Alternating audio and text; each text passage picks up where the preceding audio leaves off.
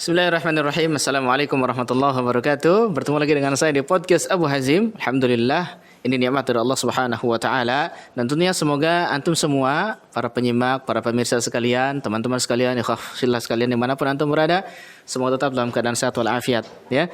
Dijaga oleh Allah Subhanahu wa taala dan diberkahi dimanapun antum berada. Amin ya rabbal alamin.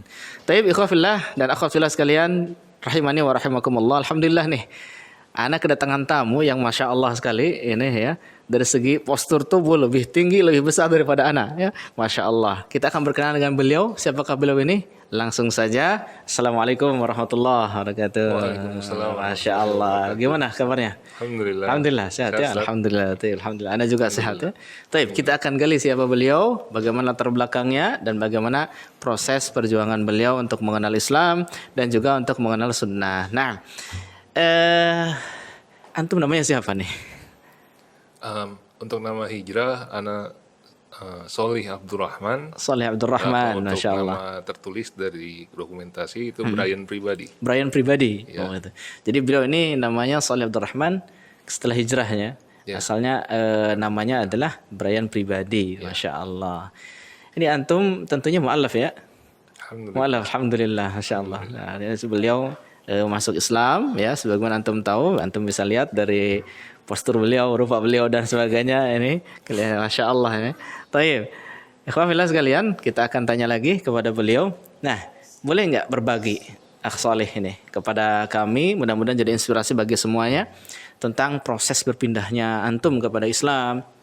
Kemudian selain itu juga antum bisa mengenal sunnah apa segala macam, itu bisa berbagi kepada kita. Bagaimana tentunya ada perjuangan, ada pengorbanan, ada dakwah, itu tentunya bisa jadi inspirasi gitu bagi yang lainnya gitu ya, supaya benar-benar kuat dengan hidayah, dalam artian mencari hidayah dan lain sebagainya begitu. Nah, yang pertama tentunya adalah awalnya kenapa sih tertarik dengan Islam tuh?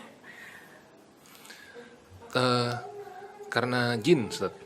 Oh gitu, awal dari jin ya. Jadi, Subhanallah.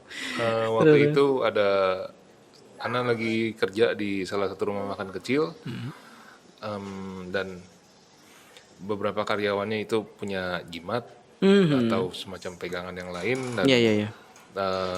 waktu itu satu malam ada yang kesurupan, dan sampai anak coba mempertemukan sampai Allah mempertemukan Ana dengan seorang yang bisa meruqyah. Nah, dan di situ alhamdulillah Allah Ana banyak ngobrol dengan beliau setelah terutama diskusi soal agama. Oh gitu. Nah, itu sampai di satu titik beliau nggak bisa jawab dan beliau merujuk pada gurunya. Gitu. Itu, dan gurunya ini ada di Tangerang. Ana sempat akhirnya beberapa kali ke Tangerang untuk ya diskusi segala macam lah. Dan sampai ada satu titik juga waktu itu ada teman yang sudah mengenal sunnah mengirimkan video Zakir Naik sama bukunya Ustadz Yazid. Nah itu, dan setelah Ana nonton video itu ada satu kalimat dari Zakir Naik, lihatlah agama dari kitabnya. Nah di sini Ana akhirnya coba ambil keputusan untuk ngambil bikin perbandingan sendiri lah. Oh masya Allah. Ngambil Al-Quran sama Alkitab dari Nasoro. Ya di sini bisa dilihat perbedaan yang jelas lah. Oh gitu. Insya Allah. Gitu. Oh gitu. Nah, apa namanya? Seperti yang mulai dari kisah para nabi yang ada di Perjanjian Lama sama di Al-Quran itu sudah jelas berbeda, seperti kayak ada nabi yang mabuk, ada nabi gitu. yang berzina dengan anaknya gitu. Oh gitu. Betul. Berarti berawal dari sana ya, melihat bahwasanya Islam itu sangat tidak ada kontradiktif di dalamnya gitu kan, dalam artian di ayat-ayatnya atau misalkan di Al-Quran itu ya, seperti itu. Taib. Jadi memang ketertarikan awalnya adalah karena ada seseorang teman gitu yang mengirimkan video Zakir Naik dengan siapa, Ahmad Didat ya. Ya tertarik dengan itu, kemudian juga sebuah buku ya seperti itu, akhirnya membuat antum tertarik mengkaji Islam, dikarenakan di video tersebut kata Zakir Naik bagaimana pelajari agama dari kitabnya. Nah, akhirnya antum cari sendiri itu ya. Iya. melakukan perbandingan sendiri. Nah, masya Allah, ini jadi pelajaran bagi kita ikhwafillah sekalian ya, bagi kita ikhwafillah sekalian, bahwasanya memang satu pelajaran yang pertama itu sekecil apapun sekiranya antum masih bisa untuk menyampaikan kebenaran, sampaikan gitu. Sebenarnya dilakukan oleh temannya Akh Saleh ini ya. Temannya Akh Saleh ini berupaya ingin untuk sendiri jalan hidayah bagi Akh Saleh untuk masuk Islam, akhirnya mengirimkan video Zakir Naik gitu, mengirimkan video-video yang itu menjadi bahan renungan bagi Akh Saleh yang akhirnya kemudian tertarik kepada Islam gitu. Begitu pula ikhwafillah antum juga kepada yang lainnya bisa demikian gitu ya. Dalam artian apapun itu yang bisa jadi jalan hidayah itu antum coba untuk sharekan ke yang lain, siapa tahu mereka itu mendapatkan hidayah dengan bersebab antum tersebut, dan itu tentunya pahalanya besar sekali. Baik, masya Allah.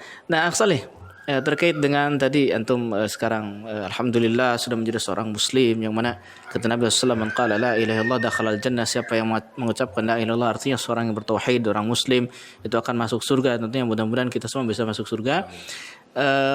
Setelah itu kemudian mengenal dengan sunnah. Nah, ini gimana nih awalnya prosesnya bisa mengenal sunnah? Itu ada perjuangan atau bagaimana, itu ada pengorbanan dan lain sebagainya gitu. Nah, itu waktu jadi waktu di awal tuh ana mengenal dua manhaj jadinya. Oh gitu. Nah, yang pertama memang yang ini lebih dulu, dan memang di manhaj yang pertama ini lebih condong ke arah goib lah. Oh gitu. Soal yang goib. Mistik-mistik kayak gitu ya, seperti itu. Baik. Ya memang di satu sisi yang lain ana juga lebih tertarik gitu kan. Nah, akhirnya waktu itu setelah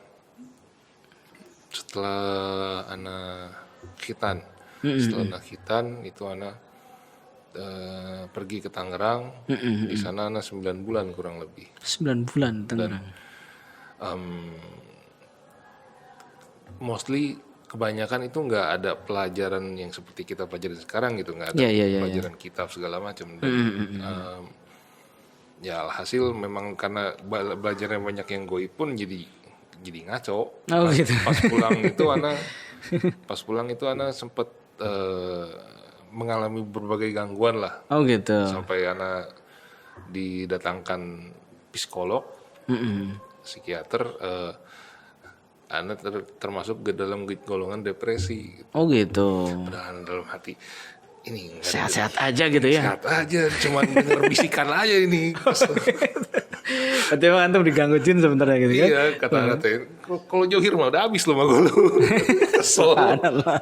Betul. Terus ya udah sampai anak dikasih obat penenang sama segala macam. Alhamdulillah Allah masih sayang sama anak gitu lah. Iya. Di Allah memalikan anak pada jalan untuk mengenal manhaj salaf lagi gitu. Masya Allah. Ana coba untuk ikut kajian lagi, untuk dengerin kajian dan untuk teruslah kembali ke pengajian lah gitu. Iya betul, Masya Allah. Alhamdulillah. Dan ternyata ini lebih ilmiah gitu ya, kemudian lebih menenteramkan jiwa dan juga memang benar-benar ilmiah lah ya, seperti itu, sehingga antum meniti manhaj ini gitu ya, gitu. Meniti sunnah, meniti manhaj salaf ini. Alhamdulillah, ini nikmat yang besar ya khafillah sekalian, nikmat yang besar ya.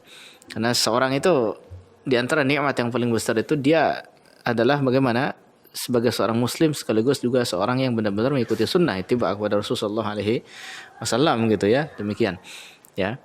Ini tentunya nikmat yang besar. Bagaimana perasaan antum? Senang gitu. Nikmat yang Alhamdulillah. Masya Allah. Ya alhamdulillah gitu, semuanya ada gitu panduan manualnya. Masya gitu. Allah. Bukan yang kita nebak-nebak sendiri, bukan yang kita nerka-nerka sendiri gitu. Taib. Oke, barakallahu fikum. Taib. Selanjutnya mungkin pesan moral dari antum buat teman-teman dan lain sebagainya, supaya mereka itu kuat dalam meniti jalan hidayah atau bagaimana? Rasanya kurang pantas tadi. Masya Allah. Ya, nah, bagaimana? Anda jadi teringatkan dengan reaksi orang tua nih. Ketika antum, ya pastilah ya, yang namanya antum berpindah agama, istilahnya seperti itu, tentunya ada keterkejutan, kekagetan atau ini gimana reaksinya terhadap antum? Waktu itu anak pulang dari, waktu itu anak ke Tangerang, lalu wisata religi, Ustaz. Oh, wisata religi. Ke Serang, Masjid Al-Bantani. Oh gitu. Iya ya, ada Madani. setelah terus. Nah, terus di sana anak syahadat, anak ngomong sama Ustadz, anak pengen syahadat. Oh gitu. Nah, pulang dari sana, anak ngomong sama ibu, Mm-mm. Mas saya udah masuk Islam. Begitu.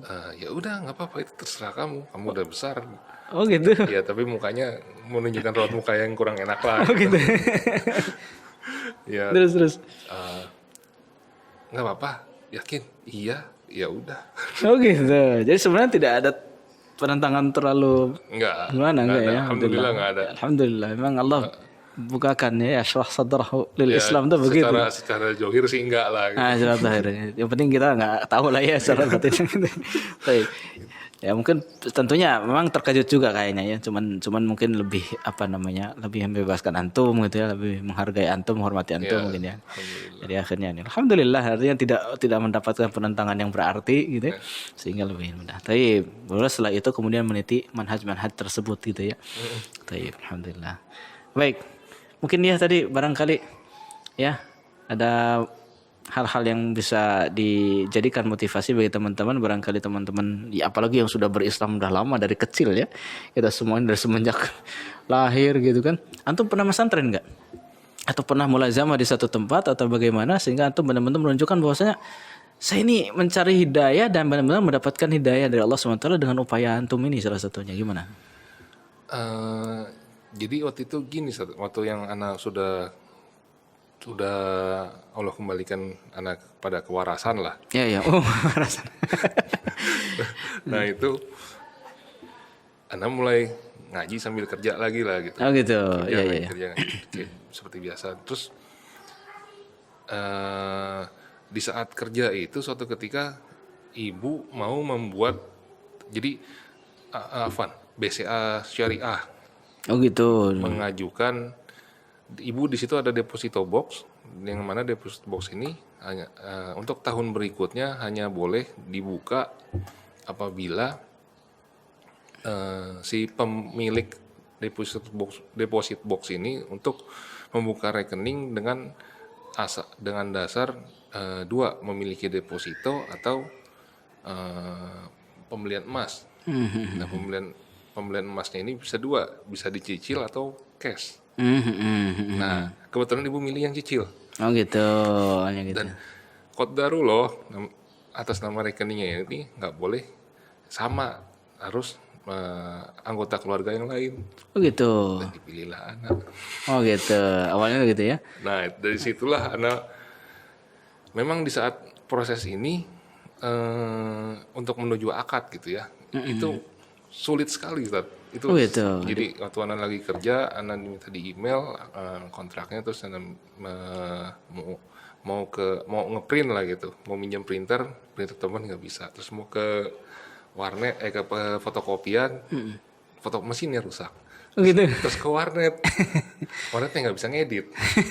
Terus ada aja. Jadi seperti yang dipersulit gitu ya, seperti yang dipersulit. Anak teh, ini kenapa ya? Nah dari situ teh, anak tuh udah mulai was-was di situ. Ini ada yang salah nih. Udah. Terus nah dari situlah anak sampai terus sampai kejadian, sampai udah tanda tangan, udah akad, udah selesai semua macam, barulah entah gimana Allah nunjukin satu video, emas nggak boleh dicicil. Oh, masya Allah. Langsung. Jadi langsung di cash ya oleh Allah deh.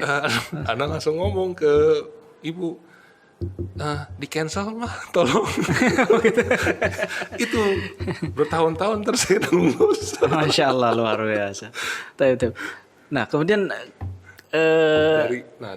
dari situlah anak langsung berpikiran ini udah nggak bisa, mesti belajar fokus. Oh, masya Allah. Karena ya maksudnya anak kan baru masuk Islam gitu, benar-benar dari nol gitu, nggak ada dasar, nggak ada apa-apaan. Ya udah anak langsung udah fokus ilmu ya. Mesti belajar dulu baru bisa jalan gitu. Masya Allah. Jadi ilmu qabla al-qawli wal amal tuh begini. Ilmu dulu sebelum perkataan dan perbuatan. Ini bagus. Ini memang walaupun misalkan apalagi mu'alaf, nggak mu'alaf pun seperti kita teman-teman sekalian, itu belajar lagi gitu loh. Dari awal, dari nol, dari apa yang supaya apa? Supaya benar-benar utuh pemahamannya. Ini Masya Allah semangat beliau luar biasa. Dan Anda perhatikan juga, rajin sekali. Barakallahu fiik ya, barakallahu fiik. Jadi rajin sekali dalam menuntut ilmu gitu. Anda perhatikan banyak kaum muslimin ya, teman-teman kita dan sebagainya masih malas-malasan dalam menuntut ilmu. Dibandingkan dengan saudara-saudara kita yang mu'alaf dan lain sebagainya, mereka itu benar-benar kena mendapatkan dengan perjuangan ya, mendapatkan keislaman dengan perjuangan, apalagi tantangan-tantangan yang berat di depan mereka seperti itu, mereka justru malah lebih semangat dalam menuntut ilmu ya, karena mereka merasa tertinggal, padahal sebenarnya nggak tertinggal amat, karena banyak umat Islam yang tidak menuntut ilmu, nggak bersemangat dalam menuntut ilmu, bahkan mereka justru bisa lebih hebat dibandingkan yang lainnya. Nah ini jadi pecut bagi kita semuanya, lecutan bagi kita semuanya, ikhwah semua, untuk senantiasa bersemangat dalam menuntut ilmu dan jangan kalah oleh berbagai macam hal-hal yang masalah-masalah ringan dan lain sebagainya seperti itu. Masya Allah nih, inspiratif banget, Masya Allah. Syukran wa jazakumullah khairan katsiran pada podcast kali ini sudah memberikan inspirasi bagi kita semuanya. Semoga teman-teman juga bisa mengambil inspirasi tersebut, menangkap hal-hal positif dari beliau. Khair. Tentunya syukron wa jazakumullah khairan katsiran atas waktunya ini, sudah anak ajak ngobrol ini. Waduh, afwan ini ya. Baik, semoga Allah SWT balas kebaikan buat antum. Barakallahu fiik. Ya, itu saja mungkin ikhwah fillah yang dimuliakan Allah SWT pada podcast kita kali ini. Insyaallah mudah-mudahan kita bisa bertemu lagi di podcast berikutnya ya. Assalamualaikum warahmatullahi wabarakatuh.